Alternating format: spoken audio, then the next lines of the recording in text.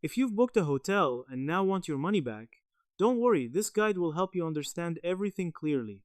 Today, I'll show you how to get a refund from Agoda in a simple and beginner-friendly way so you can avoid confusion and get your refund smoothly. First, the most important thing you need to know is that refunds on Agoda depend on the cancellation policy of your booking. Some bookings offer free cancellation, while others are non-refundable. If your booking has free cancellation and you cancel before the cancel by date mentioned in your confirmation email, you will usually receive a full refund without any extra charges. Now let's talk about the steps to request a refund. First, open the Agoda app or website and log into your account. Go to the My Bookings section and select the hotel reservation you want to cancel.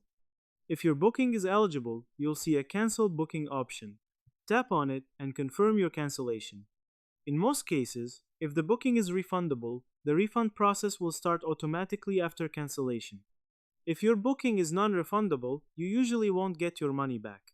However, in special situations like medical emergencies, flight cancellations, or other unexpected issues, you can contact Agoda customer support through the help center and request a refund. They may review your case and sometimes offer a partial refund or travel credit. After your refund is approved, Agoda typically processes it within around 7 to 10 days, but it can take longer depending on your bank or payment method. In some cases, it may take up to 30 days for the money to appear in your account. The refund is usually sent back to your original payment method, such as your card or PayPal, or sometimes as Agoda credit. Also remember, if you cancel after the allowed deadline or don't show up at the hotel, you may be charged a fee, often equal to one night's stay, and only the remaining amount, if any, will be refunded.